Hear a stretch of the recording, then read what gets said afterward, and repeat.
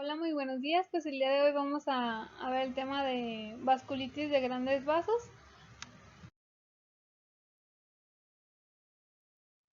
Y bueno, dentro de la agenda, pues vamos a revisar lo que es la polimialgia reumática, la arteritis de células gigantes, la arteritis de Takayasu y bueno, de cada una de ellas pues vamos a ver la definición, la epidemiología, su genética, algunos factores desencadenantes, el cuadro clínico, el diagnóstico y también los criterios diagnósticos y pues abordando la arteritis de Takayasu pues vamos a ver su clasificación.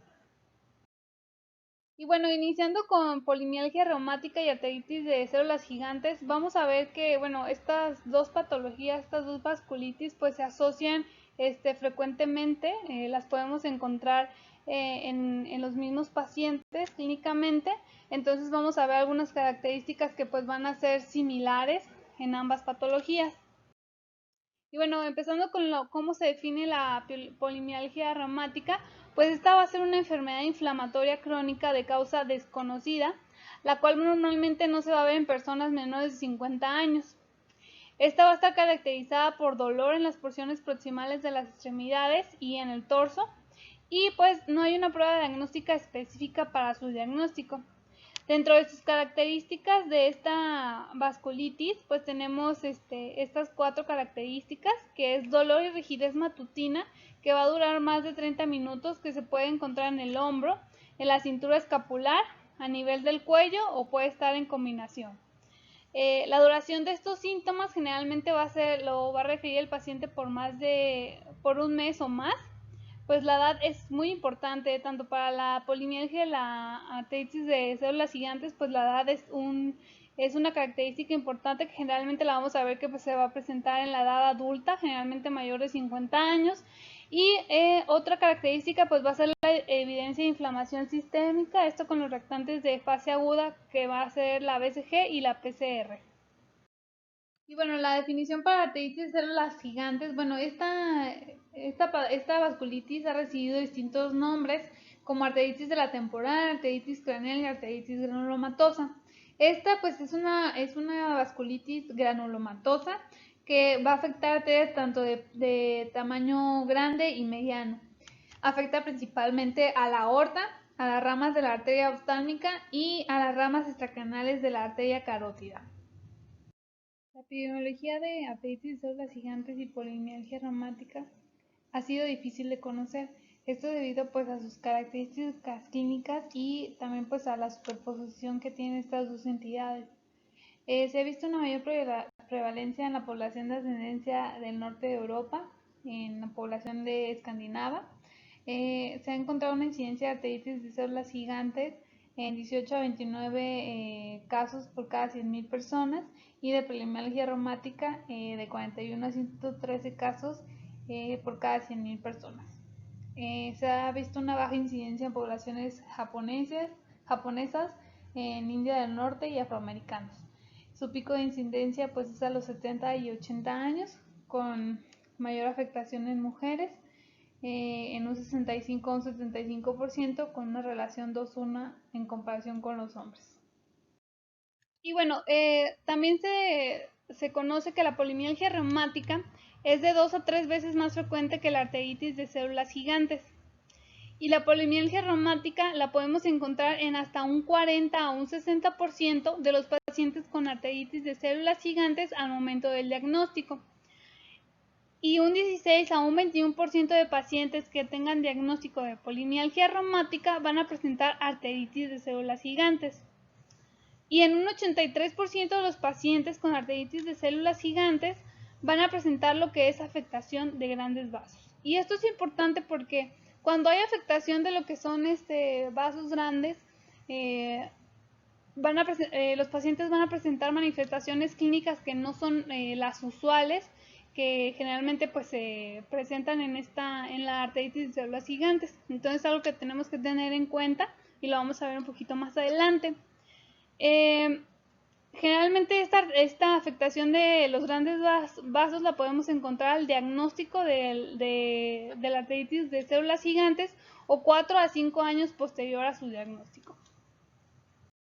De igual manera, para lo que es la genética, tanto la polimialgia reumática y la arteritis de células gigantes se ha visto que comparten distintas alteraciones en genes que van a predisponer al desarrollo de estas dos vasculitis. Para lo que es la arteritis de células gigantes se ha visto que es una de las vasculitis con mayor asociación al antígeno leucocitario humano 2. El 60% de los pacientes con arteritis de células gigantes van a presentar lo que es la variante del haplotipo HLA-DRB104 en la segunda región hipervariable de la molécula B1. Y esto es lo que va a diferir con lo que es la artritis reumatoide, ya que pues también tenemos que hay alteraciones en este haplotipo. Sin embargo, en artritis de células gigantes se ve en la segunda región hipervariable de la molécula B1 en comparación con lo que sucede con la artritis reumatoide. Esta variante haplotípica se ha visto baja en los afroamericanos. Es por eso que pues ellos no tienen mayor predisposición a padecer pues este tipo de enfermedad. También para la polimialgia reumática, al igual que la arteritis de células gigantes, pues se ha asociado con lo que es el HLA-DR4.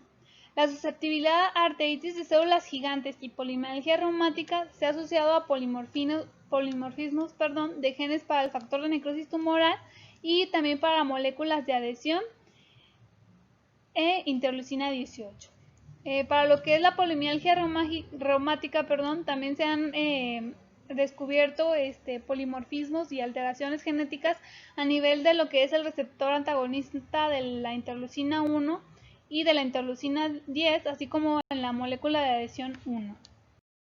Y bueno, dentro de factores desencadenantes tanto para polimialgia reumática y arteritis de células gigantes, pues hay varios. Uno de ellos para la polimialgia reumática ha sido su asociación con lo que es la época del año, encontrándose una mayor incidencia en lo que es el verano.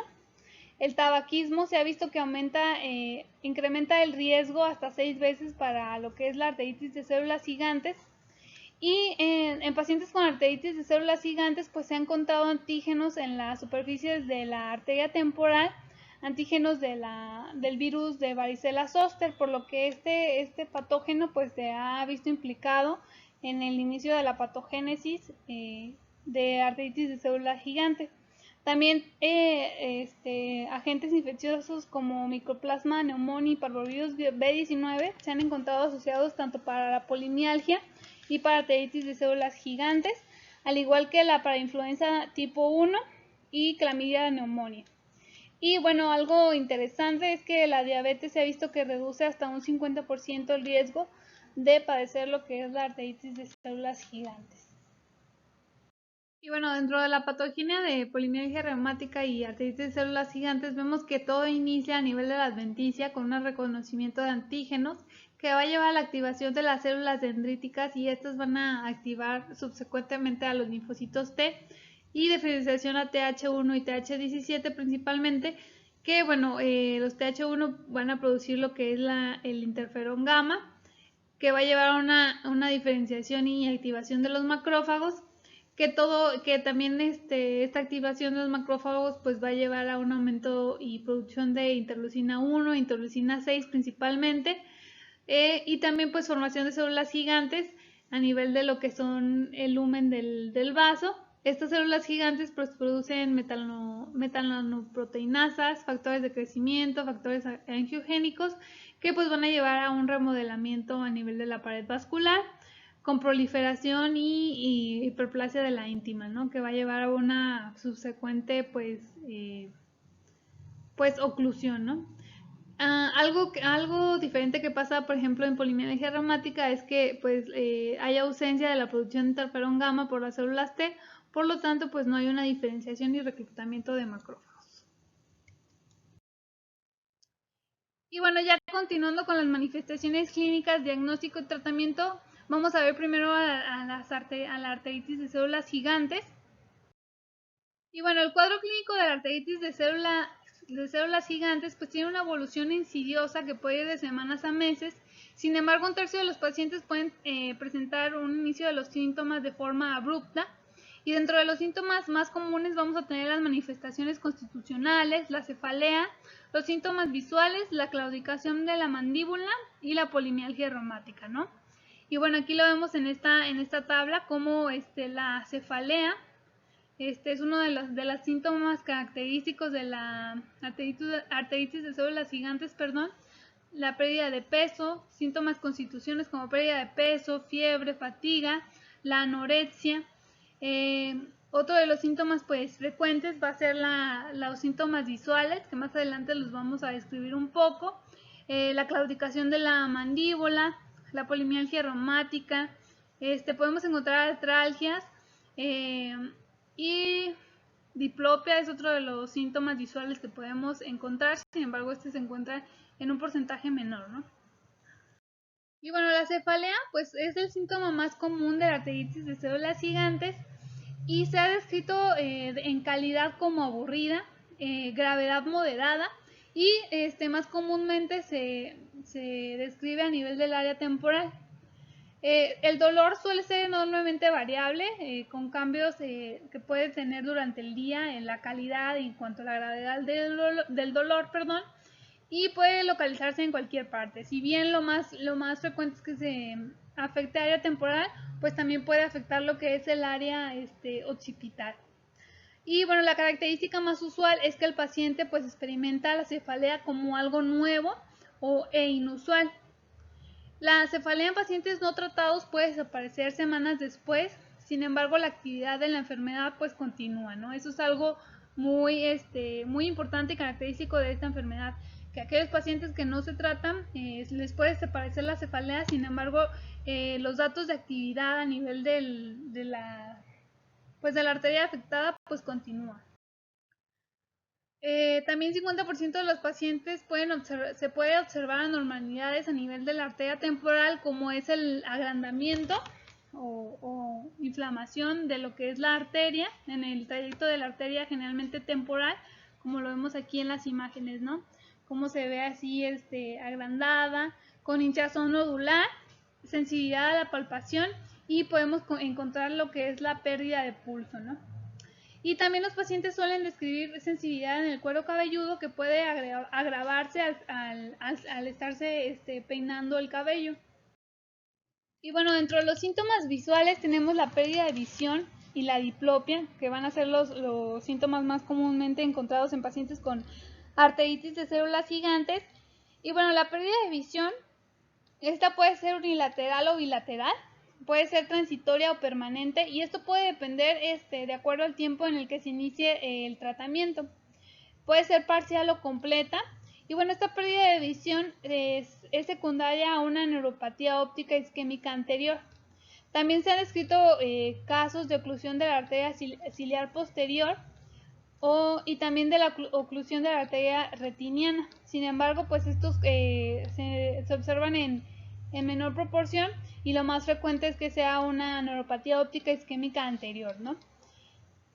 Los pacientes con síntomas sistémicos es menos probable que desarrollen síntomas visuales, por lo que esto hay que tenerlo en cuenta en cuanto al pronóstico, ¿no?, de ellos, ya que pues sí se ha visto que ellos tienen una menor presentación de síntomas visuales y bueno, menos del 20% va a progresar a la ceguera, ¿no? Y esto es por el tratamiento que se debe iniciar de manera pues inmediata, no debe nunca de retrasarse.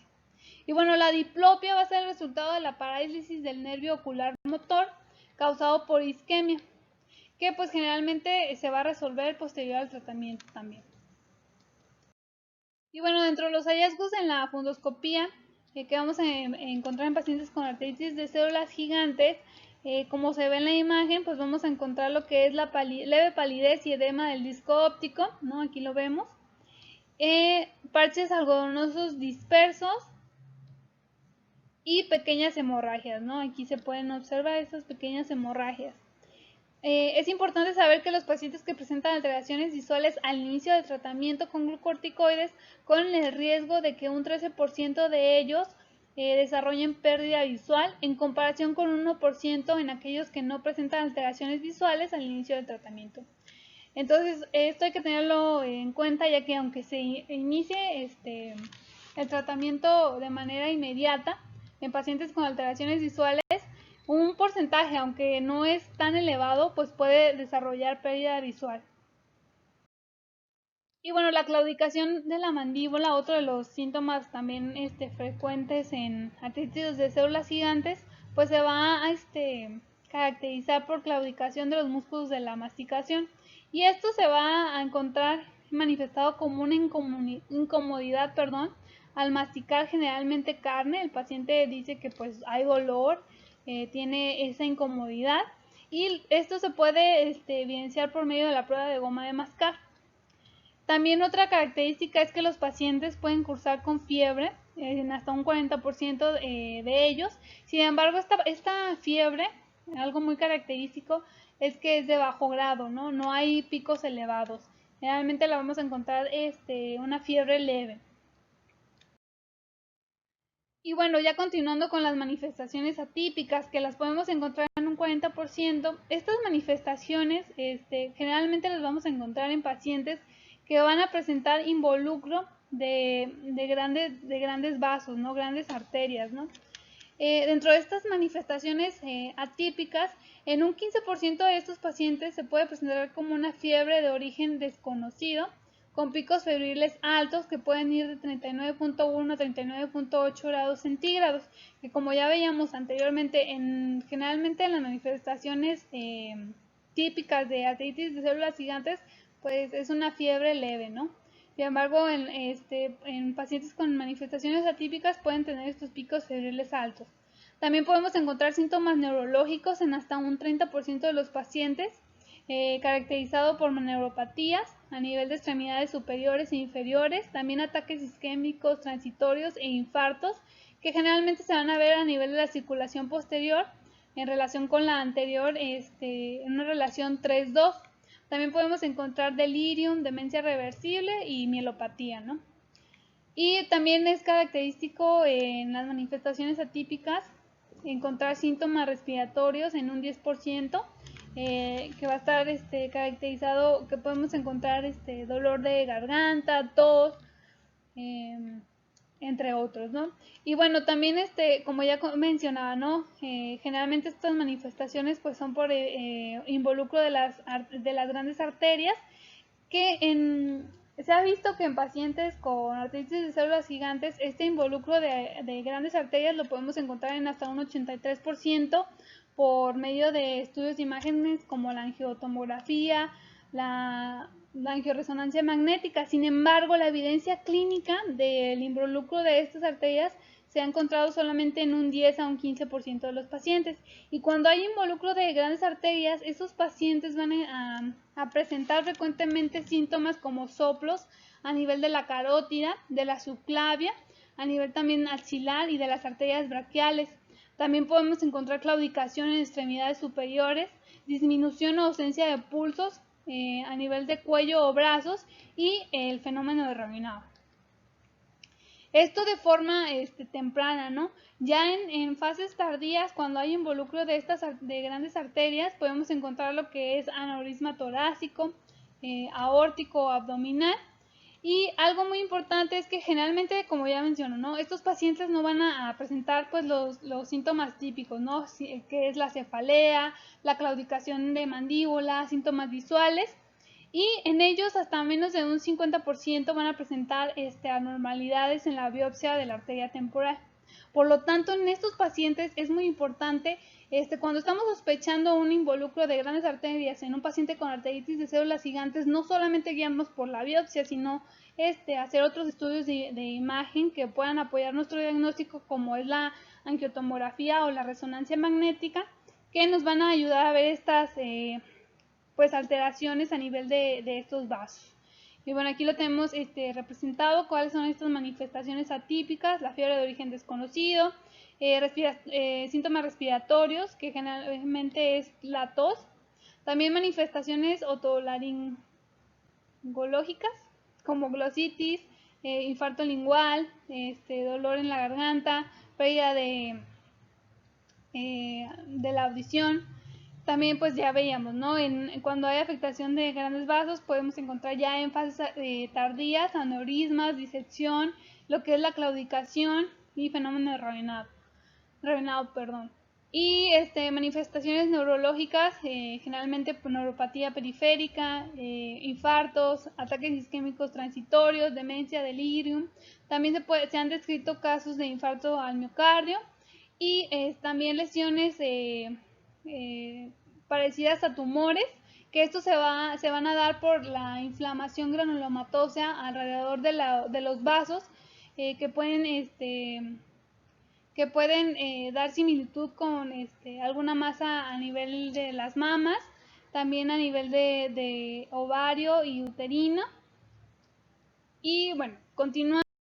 Y bueno, aquí tenemos esta tabla muy representativa, ¿no? En lo que vemos las diferencias, ¿no? Aquellos pacientes que tienen afectación de grandes vasos en arteritis de células gigantes y aquellos con alteraciones de vasos craneales, ¿no? Principalmente, y vemos aquí, por ejemplo, en pacientes que tienen afectación de grandes vasos, vemos como, por ejemplo, los soplos es más frecuente encontrarlos, lo que es la fiebre, pérdida de peso, la claudicación de extremidades y alteración a nivel, la discrepancia, perdón, en la presión arterial, pues van a ser los síntomas pues más frecuentes, ¿no?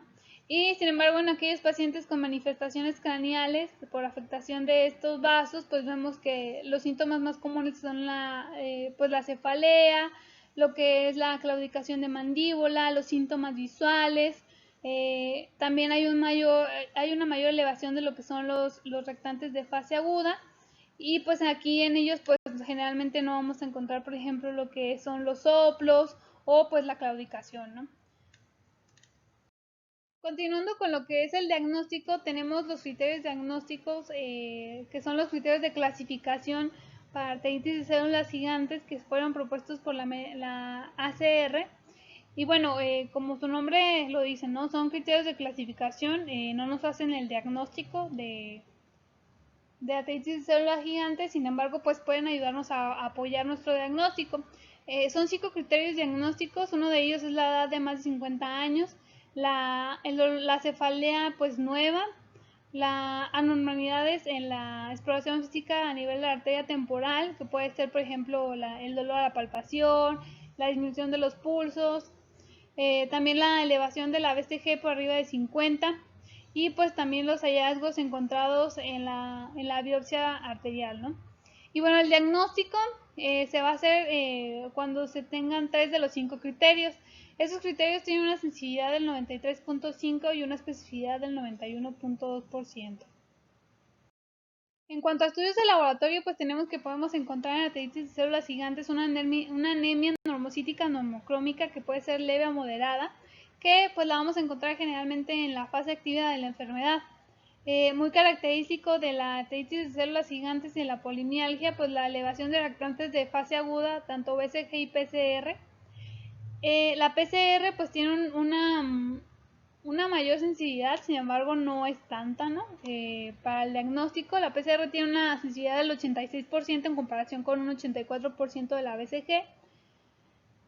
Algo que hay que pues valorar es que hasta un 4 al 10% de los pacientes pueden presentar lo que es los reactantes de fase aguda pues normales. La BCG generalmente lo más común es encontrarla por valores arriba de 50 a 100, y pues el método que debemos utilizar es el método de Westberg. Se ha visto se ha visto que pacientes con una biopsia positiva de la arteria temporal generalmente presentan una BCG de hasta 140 mililitros por hora. Sin embargo, en 10.8% de estos pacientes se puede encontrar una BCG que sea por abajo de 50 mililitros por hora. Como ya les decía, pues la PCR es más sensible que la BCG. Una PCR por arriba de 2.45 se correlaciona a un riesgo de 3 a 5 veces más de arteritis de células gigantes. Y bueno, tanto la BCG y la PCR se han sugerido, ¿no?, como una estrategia para la monitorización del tratamiento tanto para polimialgia reumática y arteritis de células gigantes. las guías recomiendan guiarnos en estos valores, sin embargo, no es un valor al que le debamos de dar tanta importancia, ya que por ejemplo la interleucina 6 se ha visto que tiene una mayor sensibilidad en comparación con la PCR y la BCG para monitorizar lo que es el tratamiento, ¿no? La respuesta al tratamiento. Y bueno, algo también importante es que la PCR generalmente vuelve a un valor normal más rápido que la BCG cuando se inicia el tratamiento. Otra de las alteraciones que podemos encontrar es una trombocitosis, generalmente por arriba de 400.000. También podemos encontrar incremento de la alfa-2 globulina, del fibrinógeno, gamma globulina y del complemento, ¿no? Aunque estos incrementos generalmente son leves, ¿no? Son ligeros.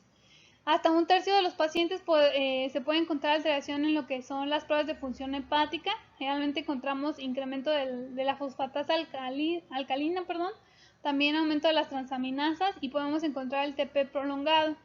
Como ya les decía, es característico tanto de la arteritis de células gigantes y de la polimialgia reumática encontrar niveles elevados de lo que es la interleucina 6 y actualmente se propone como un marcador muy sensible y más específico que la PCR y la BCG para nosotros guiar nuestro tratamiento, ¿no? También es frecuente encontrar a nivel de líquido sinovial, generalmente esto más en pacientes con polimialgia reumática, evidencia de leve inflamación con aumento de leucocitos en una media de 2.900 células por metro cúbico. Sin embargo, estos leucocitos pueden ir de 300 hasta 20.000, encontrándose un 40-50% de ellos polimorfos nucleares. Como les digo, estas características en líquido sinovial es más frecuentemente encontrarlos en pacientes con polimialgia reumática que presentan artritis, una artritis no erosiva, que pues pueden presentar estas características en el líquido sinovial. Y bueno, el diagnóstico, ¿no? ¿Cómo hacemos el diagnóstico de arteritis de células gigantes? Bueno, actualmente el diagnóstico, el gol estándar, pues sigue siendo la biopsia de la arteria temporal, ¿no? Se recomienda que cuando se haga la biopsia, pues como esta vasculitis tiene una afectación segmentaria, es decir, no tiene afectación total del vaso, generalmente puede ser en parches, pues se biopsia el lado más sintomático. En pacientes que tengan anomalías palpables en el vaso de la temporal, se recomienda una extracción de una sección pequeña de 1 a 2 centímetros. Sin embargo, aquellos que no tienen evidencia de anomalía en el vaso, pues se recomienda extraer hasta 4 a 6 centímetros de lo que es la arteria temporal. Esta biopsia puede tener una sensibilidad del 90 al 95% y algo muy importante es que, como vamos a ver más adelante en el tratamiento de artritis de células gigantes pues se debe iniciar, si tenemos la sospecha sustentada por evidencia clínica, pues se debe iniciar el tratamiento, y esto más si hay síntomas visuales. Entonces, en aquellos pacientes que se inicia el tratamiento, pues generalmente se tiene que programar esta biopsia en las primeras 2 semanas del inicio con corticoides, ya que si se hace esta biopsia a más de 2 semanas, pues generalmente pues ya no vamos a encontrar los cambios asociados a esta vasculitis, ¿no? Esto por los glucocorticoides. Y bueno, histopatológicamente vamos a encontrar al inicio una colección de linfocitos limitados a lo que es la región de la íntima elástica interna o externa, o también puede estar en la adventicia. Y ya posteriormente pues vamos a ver, como aquí lo vemos en la imagen, una infiltración transmural de granulomas con células gigantes, que estas células gigantes, si bien pues por eso se llama artritis de células gigantes, las vamos a encontrar en menos del 50% de los pacientes, entonces no hay que guiarnos solamente por esto, ¿no? También otro de los hallazgos que podemos encontrar van a ser los histocitos y los linfocitos CD4, ¿no? Y como ya dije, ¿no? Es una inflamación transmural. Y bueno, aquí tenemos este algoritmo, ¿no? Que para el diagnóstico de arteritis de células gigantes, y aquí se menciona que cuando tenemos la sospecha de arteritis de células gigantes, pues se debe hacer la biopsia, ¿no? De arteria temporal. Si esta es positiva, pues ya probamos, pues ya sustentamos nuestro diagnóstico. Sin embargo, si esta es negativa y tenemos todavía la sospecha clínica, ¿no?, de arteritis de células gigantes, pues aquí sí se recomienda la realización de una segunda biopsia de la arteria temporal, o podemos hacerla a nivel de la arteria occipital, o pues ya aquí, por ejemplo, si tenemos la sospecha de que hay un involucro de arterias de grandes vasos, pues podemos hacer algún otro estudio de imagen, por ejemplo, una angioresonancia, una angiotomografía. Y bueno, si es negativa y la sospecha es baja, pues ya tenemos que descartar este diagnóstico, ¿no? Y bueno, una segunda biopsia puede mejorar el rendimiento diagnóstico entre un 3 a un 5%. El ultrasonido, el que nos va a ayudar va a ser a color Doppler, ¿no? Y este nos va a ayudar a identificar arterias superficiales, realmente. La que vamos a valorar más, pues va a ser la arteria temporal. Tiene una sensibilidad de un 50, que va del 55, perdón, a un 100%, y una especificidad del 78 al 100% para el diagnóstico de arteritis de células gigantes.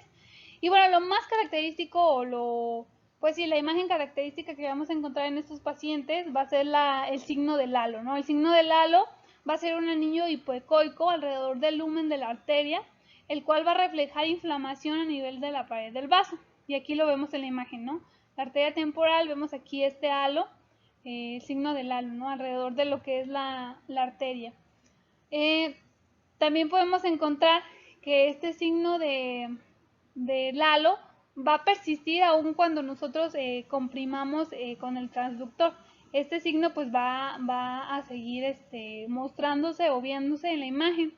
También podemos encontrar zonas de oclusión y estenosis valoradas por ultrasonido. Y pues también, va a servirnos para aquellos pacientes con manifestaciones asociadas a afectación de grandes vasos, ¿no?, para ver estas características. Otro de los estudios de imagen que nos pueden ayudar para el diagnóstico de arteritis de células gigantes va a ser la tomografía por emisión de positrones con fluorodeoxiglucosa. Esta generalmente se va a realizar en pacientes con síntomas sistémicos, y reactantes de fase aguda elevado, sí, que no tengan síntomas clásicos de arteritis de células gigantes, es decir, que no presenten claudicación mandibular, síntomas visuales, cefalea, ¿no? Este estudio va a visualizar el metabolismo local de la glucosa, ya que en pacientes con inflamación vascular presentan un incremento de los niveles de glucosa, por lo tanto hay una mayor captación, ¿no?, cuando hay inflamación de los vasos. Se va a ver una mayor absorción del marcador en el vaso afectado en pacientes con arteritis de células gigantes, y ha demostrado afectación este estudio hasta en un 83% de grandes vasos en arteritis de células gigantes. Por lo tanto, es un estudio muy, muy eficaz para aquellos pacientes que tengan manifestaciones atípicas, ¿no?, que tengan claudicación de extremidades, que tengan soplos en ellos, y que, por ejemplo, su biopsia de arteritis de células su biopsia de la arteria temporal sea negativa, pues en ellos nos serviría este tipo de estudios, ¿no? Sin embargo, aquí algo que puede ser malo es que, por ejemplo, sobreestima lo que son sobreestima lesiones de aterosclerosis, ¿no? O sea, no diferencia, porque también estas lesiones generalmente tienen una mayor absorción del marcador, ¿no? Entonces, bueno, aquí lo vemos en la imagen, esta PET, cómo hay una mayor absorción a nivel de lo que es la aorta y sus ramas, ¿no?, aquí de las subclavias.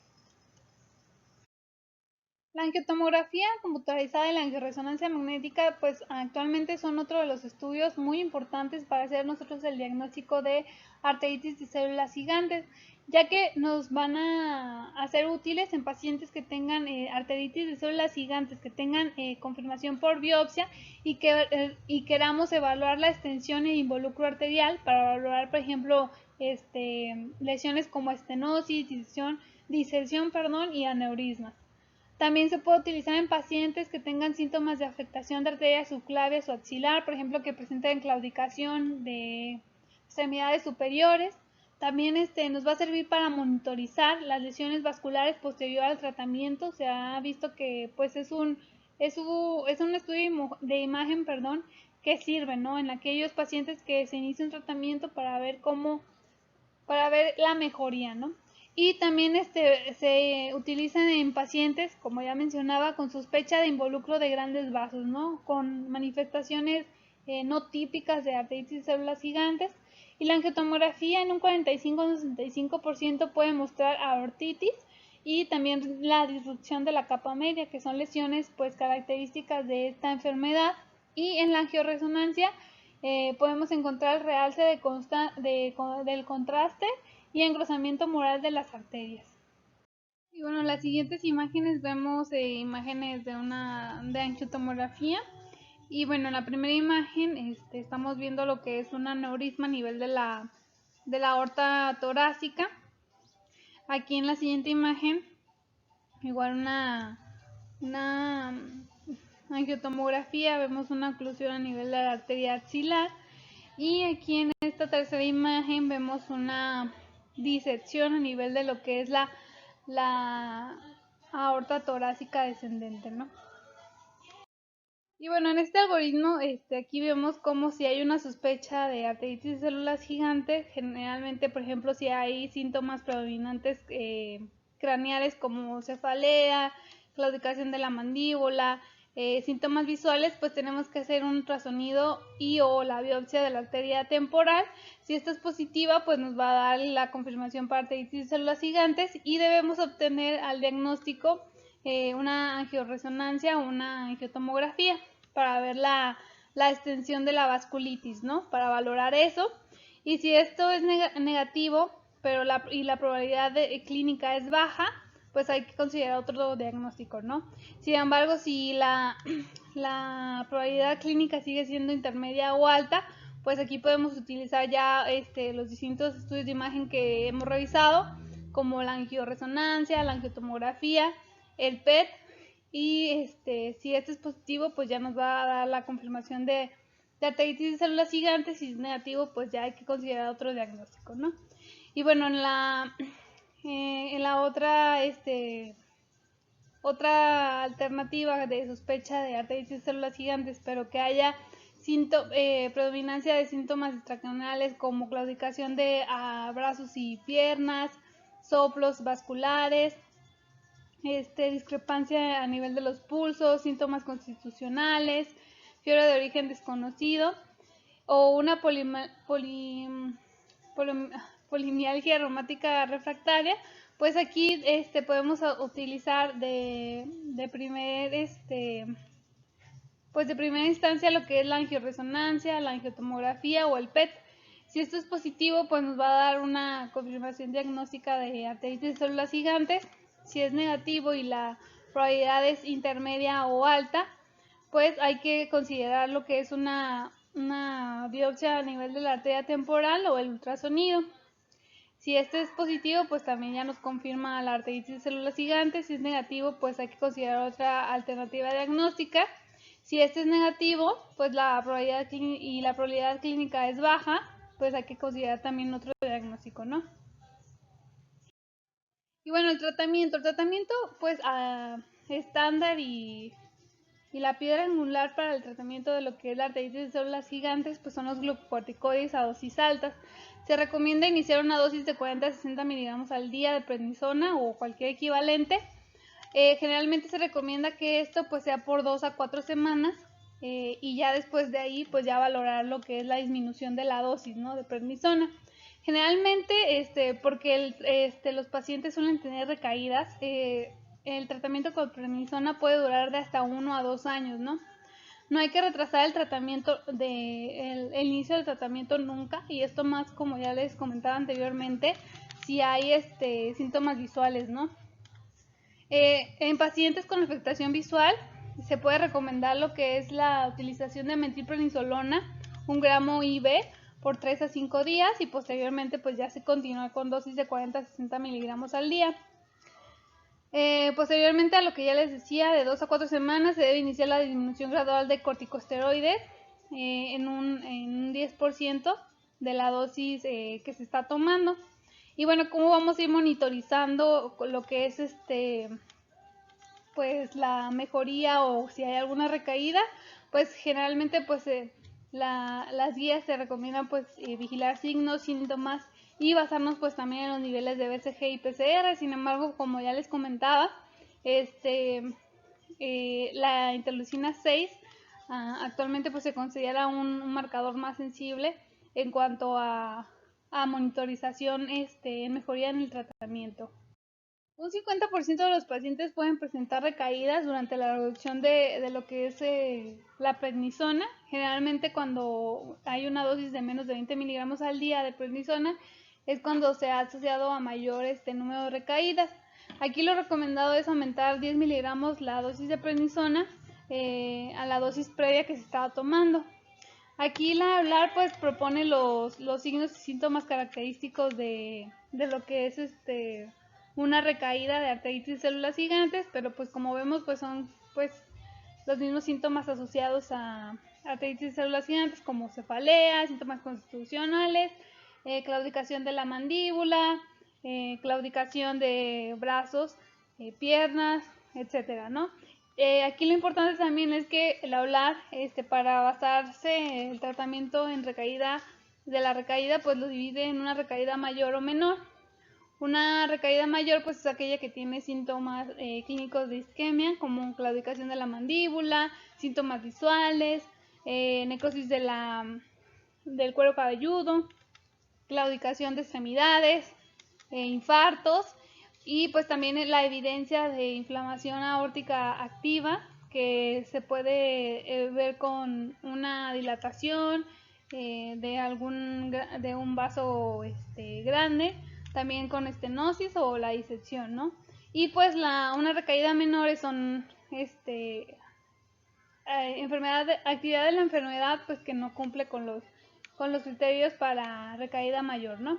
Entonces, bueno, la EULAR recomienda iniciar pues las dosis altas de glucocorticoides a una dosis de 40 a 60 miligramos al día de prednisona o equivalente, que debe iniciar pues de manera inmediata para inducirla a la remisión. Y una vez que la enfermedad pues está controlada, pues se recomienda iniciar la disminución de los glucocorticoides para un target de 15 a 20 miligramos al día por 2 a 3 meses y después de un año a menos de 5 miligramos al día. También, bueno, se ha propuesto como tratamiento para la arteritis de células gigantes, pues los agentes ahorradores de glucocorticoides. Uno de ellos, pues, es el metrotexate, una dosis de 10 a 15 miligramos a la semana. Y, bueno, este medicamento, pues, se ha evaluado en distintos ensayos clínicos, sin embargo, no ha demostrado eficacia en el porcentaje de recaídas y tampoco en la disminución a la exposición de glucocorticoides. Dentro de otros agentes que de igual manera se han estudiado como ahorradores de glucocorticoides, pues está la azatropina, el infliximab, los antimaláricos y la ciclofosfamida. Sin embargo, pues ninguno ha demostrado eficacia, ¿no? Y bueno, continuando con las recomendaciones de la EULAR recomienda el uso de tocilizumab como una terapia adyuvante en pacientes con enfermedad refractaria o recaída o que tengan la presencia de alto riesgo de efectos adversos por el uso de glucocorticoides. También como de manera alternativa en estos pacientes se puede utilizar el metrotexate, ¿no? Y bueno, aquí vemos lo que es el algoritmo para el diagnóstico y vemos que si hay se diagnostica arteritis de células gigantes, pues se debe iniciar lo que es la dosis de 40 a 60 miligramos al día. Sin embargo, si hay síntomas visuales, pues podemos utilizar la metilprednisolona a 1 gramo al día por 3 días. Y en aquellos pacientes que tengan riesgo de efectos adversos con glucocorticoides, pues nos podemos ir a iniciar con tocilizumab o metrotexate, ¿no? Y pues aquí la disminución de la dosis en los primeros 3 meses a 15 a 20 miligramos al día y posteriormente a menos de 5 miligramos al día después de un año del diagnóstico. Si hay una recaída mayor, se recomienda incrementar la dosis a 40 a 60 miligramos al día. Si hay una recaída menor, pues solamente dar la dosis con la que el paciente estaba previamente. Y si no hay una buena respuesta, pues se puede iniciar de manera, se puede iniciar lo que es tocilizumab o metrotexate Y bueno, hay que también iniciar la disminución de glucorticoides a los 6 meses de iniciar con tocilizumab. Si se logra el objetivo, pues hay que disminuir también lo que es pues tanto tocilizumab o el metotrexate, y si no, pues ya hay que consultar a un centro especializado, ¿no? Y bueno, ahora viendo lo que es cuadro clínico, diagnóstico y tratamiento de la polimialgia reumática. Comenzando con las manifestaciones clínicas, hasta un 50% de los pacientes al inicio pues muestran síntomas sistémicos como fatiga, fiebre de bajo grado, pérdida de peso. También pueden presentar artralgias y mialgias de evolución insidiosa, dolor y rigidez que afecta la cintura escapular, los hombros, el cuello y la cadera, que tiene una duración de un mes o más. El dolor generalmente suele irradiar hacia los codos y la rodilla. Eh, es también característico la rigidez matutina de más de 30 minutos que empeora posterior al reposo. Los síntomas son bilaterales y podemos encontrar una sinovitis y tendinocinovitis leve en muñecas y rodillas. Y bueno, también la artritis, pues de manera característica, pues es no erosiva.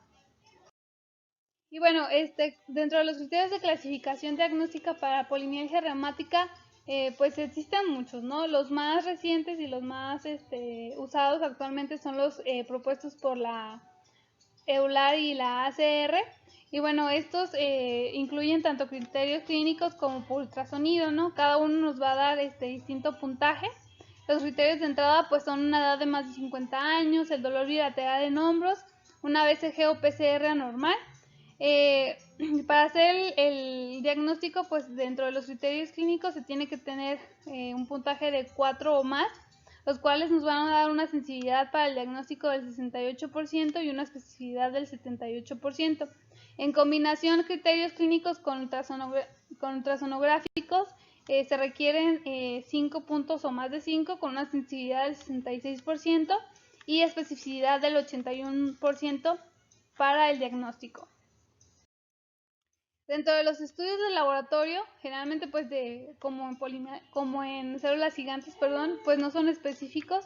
Podemos encontrar una anemia de tipo crónica, leucocitosis, elevación pues característica de BCG y PCR, sin embargo no a niveles tan elevados como en artritis de células gigantes. Podemos encontrar una BCG por arriba generalmente de 40 milímetros por hora. Sin embargo, en hasta un 6 a 20% de los casos podemos encontrar una BCG por abajo de 30 o normal. También podemos encontrar, como en artritis de células gigantes, alteración en las pruebas de función hepática con elevación de la fosfatasa alcalina. Y bueno, dentro de los estudios de imagen, pues de igual manera tenemos distintos que nos van a ayudar a apoyar nuestro diagnóstico. Uno de ellos, y que pues incluye dentro de los criterios de clasificación diagnóstica, pues es el ultrasonido.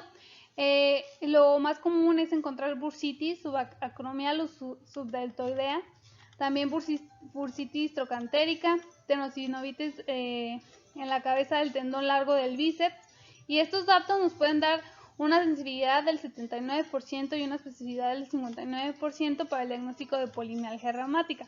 Claro, esto más los síntomas clínicos, ¿no? También podemos encontrar derrame a nivel de la articulación de cadera y articulación glenohumeral.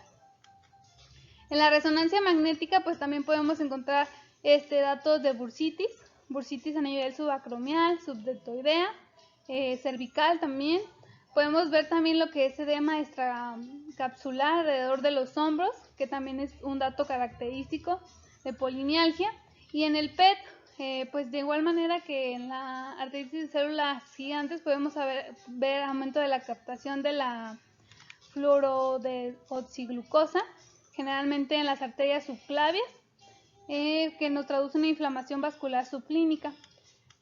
Aquí este estudio es importante en pacientes que tienen síntomas refractarios por una probabilidad de sobreposición con lo que es la arteritis de células gigantes, ¿no? Es ahí en donde este estudio nos podría ser útil. Y bueno, aquí en el ultrasonido podemos observar lo que es una tendinocinovitis alrededor de lo que es la cabeza del tendón, perdón, del bíceps. Aquí también pues inflamación alrededor de lo que es pues el tendón del bíceps, ¿no? Una tenosinovitis. Y bueno, por resonancia magnética aquí vemos cómo hay sinovitis alrededor, una sinovitis trocantérica y aquí una sinovitis en ambos hombros, ¿no? Glenohumeral. Y por el PET, pues aquí vemos también cómo puede haber afectación de lo que aquí, una mayor captación a nivel de lo que es la aorta abdominal y aquí a nivel de las subclavias. Y bueno, del tratamiento de la polimialgia reumática, pues de igual manera que la arteritis de células gigantes, el tratamiento estándar pues es los glucocorticoides, prednisona a una dosis más baja. Se puede iniciar una dosis de 10 a 20 miligramos al día y se ha visto una respuesta favorable y rápida con una importante mejoría en los síntomas, así como retorno a la normalidad de los valores tanto de la BCG y de la PCR. Sin embargo, una minoría de los pacientes pues no van a responder a esta dosis a la semana, por lo tanto se puede iniciar en ellos una dosis de 30 miligramos al día de prednisona.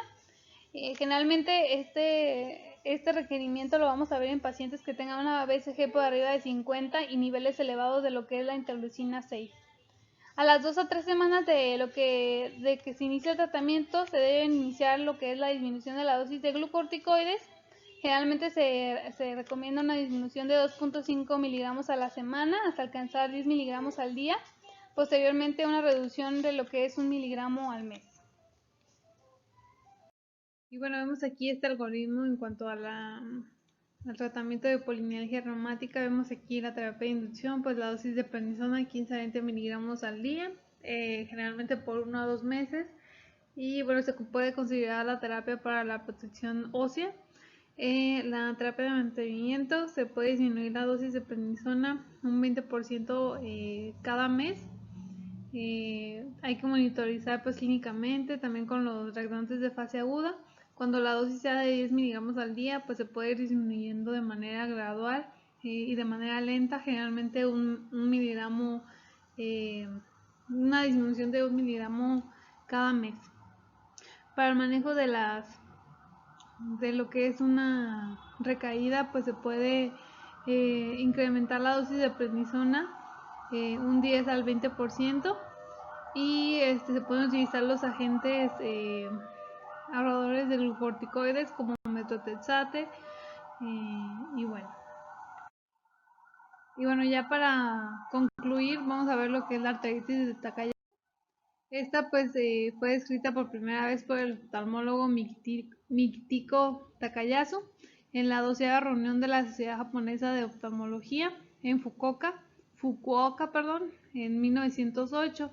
Aquí pues este oftalmólogo presentó el caso de una mujer de 21 años en el que en el fondo de ojo presentaba anastomosis arteriovenosa alrededor del disco óptico que daba una imagen de corona.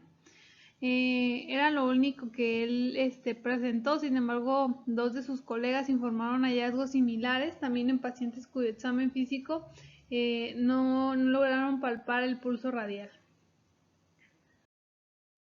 Y bueno, como definición es una vasculitis de grandes vasos caracterizada por una inflamación granulomatosa también a nivel de la pared del vaso de etiología desconocida. Afecta principalmente el arco aórtico, sus ramas, la aorta ascendente, la descendente y la aorta abdominal. Histopatológicamente pues una panarteritis con engrosamiento de la adventicia, infiltración leucocitaria de la túnica media e hiperplasia de la íntima. Tiene una mayor frecuencia en lo que es Japón, China, India, en el sur de Asia y pues también aquí en México. Su incidencia pues se encuentra en la segunda y tercera década de la vida con una edad media de los 25 años. En un 25% se puede presentar antes de los 20 años y en un 20% posterior a los 40 años.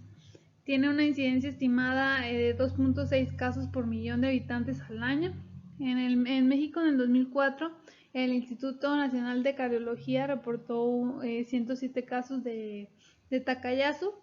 Esta patología pues es 8 veces más frecuente en hombres que en mujeres y y podemos encontrar lesiones estenóticas en más del 90% de los casos y aneurisma en un 25% de los casos. Dentro de los factores genéticos y algunos factores desencadenantes, dentro de los genéticos tenemos asociación con el antígeno leucocitario el antígeno leucocitario de histocompatibilidad, el HLA-BW52 con el HLA-DW12, HLA-DR2, HLA-DQ-W1. Todas estas asociación con estos antígenos leucocitarios se ve más en la población japonesa. Dentro de factores desencadenantes, pues tenemos, por ejemplo, aquí en México se ha asociado con infección previa de Mycobacterium tuberculosis, esto por la inflamación desencadenada también pues de tipo granulomatosa. Se ha visto una asociación pues fuerte. También se ha visto como factores desencadenantes pues las hormonas que promueven a un proceso autoinmune, las hormonas femeninas. También asociación infecciosa con herpes virus, ya que en células musculares se ha visto antígenos de este virus a nivel de la media de las arterias aórticas. Dentro del cuadro clínico, generalmente vamos a encontrar signos y síntomas de insuficiencia vascular. Podemos encontrar claudicación en el 35% de los pacientes, los pulsos reducidos o ausentes en un 25%, soplo a nivel de la carótida en un 20%, la hipertensión en un 20%, la TA asimétrica en ambos brazos en un 15%, aturdimiento en un 20%, infarto, regurgitación aórtica y anormalidades visuales pues van a ser menos frecuentes, en menos del 10%. La claudicación pues tiene una afectación tanto de los brazos, más frecuentemente 2 veces más que las piernas. Al inicio puede presentarse como dolor o fatiga y la podemos ver, los pacientes nos refieren a sostener, por ejemplo, un cepillo, peinarse o levantar los brazos. También los soplos, pues es un signo común, encontrado en hasta un 80% de los pacientes. El soplo a nivel de la carótida es el soplo más frecuente, pero podemos encontrar en otros sitios como a nivel supraclavicular, infraclavicular, axilar, a nivel de flancos, abdominal y femoral. Un tercio de los pacientes pueden presentar múltiples soplos. El 50% de los pacientes podemos encontrar alteración y diferencia de la presión arterial en ambos brazos, y la cefalea se puede presentar en 40% de los pacientes, sin embargo no tiene relación con afectación a nivel de las arterias carótidas o vertebrales. También podemos encontrar síntomas constitucionales como fiebre, fatiga, sudoraciones nocturnas y pérdida de peso, también mialgias y artralgias. A nivel cardíaco, pues la afectación ocurre en un tercio de los pacientes. Podemos encontrar regurgitación aórtica en el 20% de los casos, que puede llevar a una regurgitación mitral secundaria y posteriormente a falla cardíaca. También podemos encontrar angina por afectación de las arterias coronarias, vasculitis difusa o aneurismas. También la miocarditis, que puede causar falla cardíaca congestiva reversible. También afectación de las arterias pulmonares en un porcentaje pues muy bajo del 3%, que puede manifestarse con tos, dolor precordial, disnea y hemoptisis. También en el 10% de los casos podemos encontrar lo que es afectación cutánea con eritema nodoso, líderes reticulares y úlceras. Y bueno, dentro de los criterios de clasificación diagnósticos tenemos estos propuestos por la ACR, que son edad menor de 40 años, claudicación de las extremidades, un pulso arterial braquial disminuido, la diferencia de presión arterial en las extremidades mayor a 10 milímetros de mercurio, también soplo a nivel de lo que es la arteria subclavia o de la aorta, también evidencia por medio de la angiografía, pues de oclusión o alguna estenosis a nivel de la aorta o de sus principales ramas. La presencia de 3 o más criterios de los 6 pues da una sensibilidad del 91% y una especificidad del 98%. Dentro de los laboratorios, al inicio, un 80% de los casos va a presentar lo que es elevación de la BCG y un 50% elevación de la PCR. También podemos encontrar elevación de la interleucina 6, una anemia leve, normocítica, normocrómica. Podemos encontrar también hipergamaglobulinemia, trombocitosis, generalmente por arriba de 50.000. Y esto se va a encontrar generalmente en la enfermedad activa. También podemos encontrar alteración tanto en creatinina y en el uroanálisis, generalmente secundarios a la hipertensión, pero generalmente estos se van a encontrar normales. Dentro de los estudios de imagen pues tenemos la resonancia magnética, la angiotomografía, el ultrasonido, la angiografía. Y bueno, dentro de los cambios que vamos a encontrar, los cambios tempranos encontrados van a ser el engrosamiento de la pared del vaso secundario a la inflamación. La angiografía pues es un método invasivo y es el método menos sensible para visualizar el espesor de la pared. Se considera el estándar de oro para delinear la estenosis, oclusiones y aneurismas, que estos son pues ya cambios tardíos. Sin embargo, pues no nos sirve para determinar pues cambios tempranos de la enfermedad en los que hay un engrosamiento de la pared. También pues nos va a permitir la medición directa de la presión arterial central en pacientes con lesiones estenóticas en las 4 extremidades.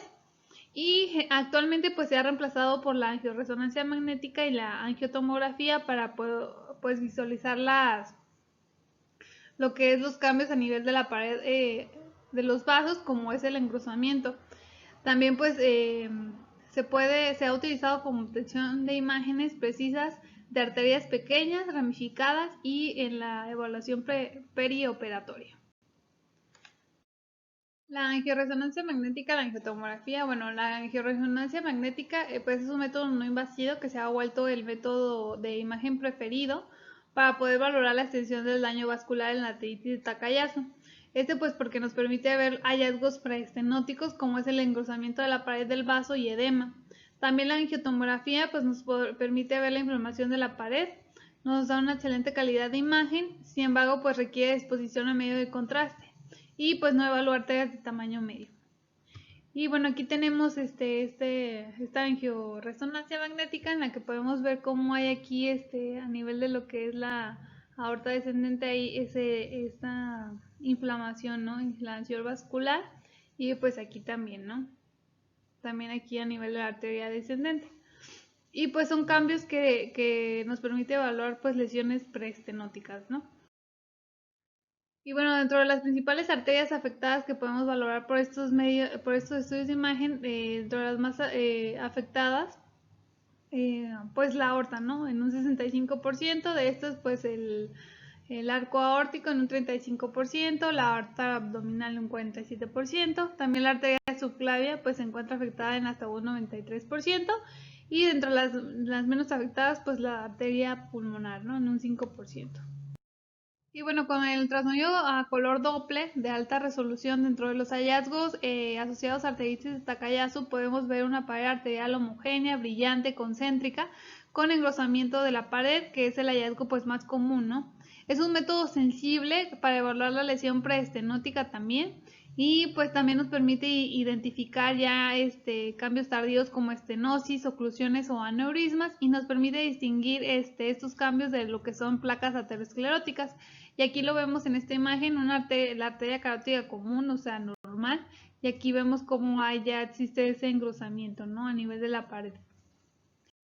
Y bueno, también el PET con fluorodeoxiglucosa es otro de los métodos de imagen que nos permite identificar lo que es la arteritis de Takayasu, o nos puede servir para el diagnóstico. Y pues de igual manera pues tiene una ventaja para valorar lesiones preestenóticas, mide la captación a nivel de los vasos con inflamación, pero pues no ha demostrado una mayor sensibilidad que la angioresonancia magnética, ¿no? Y aquí lo vemos, ¿no? Cómo hay esa captación aumentada a nivel de la aorta abdominal. Y bueno, para concluir pues vamos a revisar el tratamiento. Los esteroides pues son la piedra angular del tratamiento, ¿no? La dosis inicial debe ser de 0.5 a 1 miligramo por kilo al día. En enfermedad activa esto es de 40 a 60 miligramos al día. La dosis inicial de prednisona se debe continuar por 4 a 12 semanas antes de iniciar la disminución de la dosis. Hasta 2/3 de los pacientes pueden alcanzar la remisión, sin embargo un 50% va a presentar recaídas cuando se inicia la disminución de la dosis de esteroide, y esto se ha visto más también con dosis de menos de 20 miligramos al día. También se puede utilizar y se ha recomendado el metotrexate como un agente ahorrador de esteroide. Lo podemos utilizar a una dosis de 0.3 miligramos al kilo por semana, que no exceda más de 15 miligramos. Otro de los fármacos ahorradores de corticosteroides que se han estudiado, pues está la azatropina, el mofetil-micofenolato, la ciclosporina, el tacrolimus, la leflunomida y la ciclofosfamida. Sin embargo, actualmente el que se recomienda es el metotrexato, ¿no? Dentro de la terapia biológica también se han hecho distintos estudios para valorar su eficacia en la arteritis de Takayasu. Y bueno, se ha propuesto en la utilización tanto de infliximab como tocilizumab en pacientes que tengan refractariedad al tratamiento. Y bueno, aquí tenemos el algoritmo propuesto por Laular. Aquellos pacientes con diagnóstico de arteritis de Takayasu podemos iniciar la dosis de glucorticoides a 40-60 miligramos al día, y se puede iniciar lo que es un fármaco modificador de la enfermedad como el metotrexate, y bueno, después disminuir la dosis de esteroide a los 2 a 3 meses a 15 a 20 miligramos al día, y posteriormente al año esta debe ser de menos de 10 miligramos al día. Si se alcanza el objetivo, pues hay que continuar disminuyendo la dosis. Si no se cumple el objetivo y hay una recaída mayor, pues hay que incrementar la dosis a 40-60 miligramos al día. Y si hay una recaída menor, pues hay que otra vez implementar y empezar la dosis de glucorticoides con la que estaba el paciente. Y aquí pues podemos considerar también, si hay recaídas, pues el tocilizumab o inhibidores del factor de necrosis tumoral, como es el infliximab, y pues hay que iniciar también la disminución de los glucocorticoides. Si se alcanza el objetivo, pues hay que disminuir ya también el tocilizumab o el infliximab, dependiendo de lo que se utilice, y si no, pues ya hay que referirlo a un centro pues especializado, ¿no? Y bueno, aquí tenemos la clasificación propuesta dependiendo de la afectación en la arteritis de Takayasu, pues hay 5 tipos. El tipo 1 va a afectar lo que son las ramas del callado aórtico. El tipo 2A va a afectar la aorta ascendente, el callado aórtico y sus ramas. El tipo 2B va a afectar la aorta ascendente, el callado aórtico y sus ramas, y la aorta descendente torácica también. El tipo 3 va a afectar la aorta descendente torácica, la aorta abdominal o las arterias renales también. El tipo 4 va a afectar la aorta abdominal o las arterias renales. Y el tipo 5 es una combinación de lo que es los tipos 2B y el tipo 4. La menos común pues que es la tipo 4, la que afecta la aorta abdominal, o las arterias renales, y la más común pues va a ser la tipo 5. Y bueno, ya como conclusiones, pues tenemos que tanto la arteritis de células gigantes y la polimialgia reumática pues son las vasculitis más frecuentes en adultos mayores, generalmente mayores de 50 años.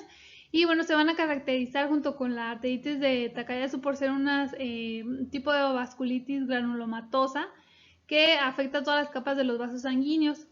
Tanto la arteritis de células gigantes y la polimialgia pues se pueden sobreponer, por lo que tanto se deben conocer sus características clínicas principales y siempre buscar síntomas asociados de una a la otra, ¿no?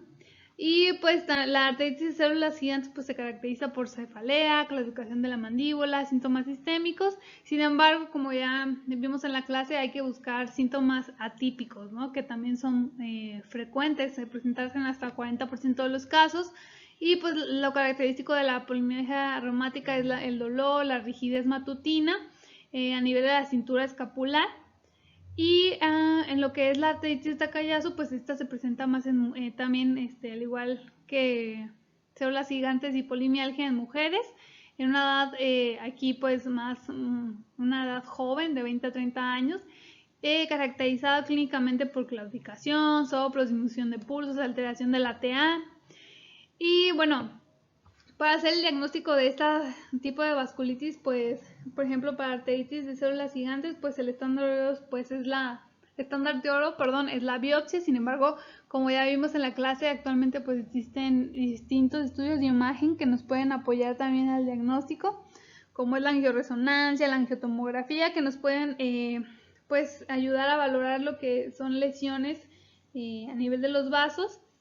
Y pues bueno, para polimialgia reumática, pues el diagnóstico pues generalmente es clínico, ¿no? Nada más, y pues que generalmente va a responder a lo que son los esteroides. Y pues el tratamiento pues para las tres, por lo que vimos, pues es con los corticoesteroides, perdón. Para arteritis de células gigantes y Takayasu pues son